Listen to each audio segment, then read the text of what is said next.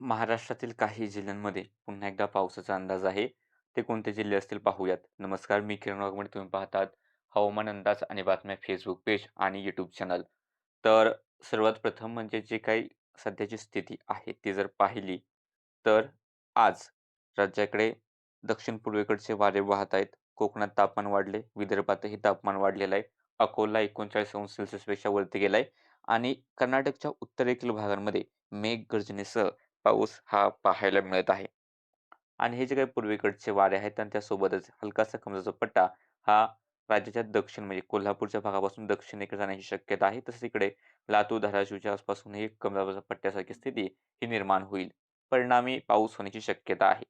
आज साधारणतः सायंकाळी 4:30 वाजताच्या आसपासची स्थिती पाहिली तर पुणे, सातारा, कोल्हापूर, धाराशिव, बीड, लातूर, नांदेड, त्यानंतर वाशिम या ठिकाणी ढगाळ वातावरण दिसतंय.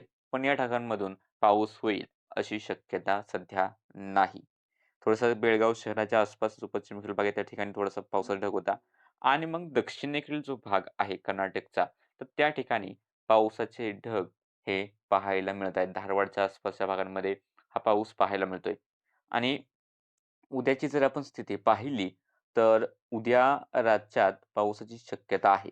साधारणतः आपण म्हणू शकतो, खूप जास्त शक्यता नाही मात्र कोल्हापूरचे दक्षिणेकडील किंवा घाटाच्या आसपासचे भाग असतील किंवा बेळगावचे पश्चिमेकडील घाटाच्या आसपासचे भाग आहेत. या ठिकाणी गडगडाट किंवा पाऊस होण्याची शक्यता राहील.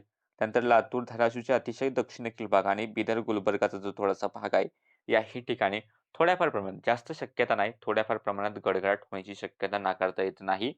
तसेच नांदेड, यवतमाळ आणि चंद्रपूरचे हे दक्षिणेकडील भाग, साताऱ्याचे सुद्धा घाटाच्या आसपासचा एक दुसरा भाग. या ठिकाणी स्थानिक ढगफुटी झाली तर थोडाफार पाऊस होण्याची शक्यता नाकारता येत नाही.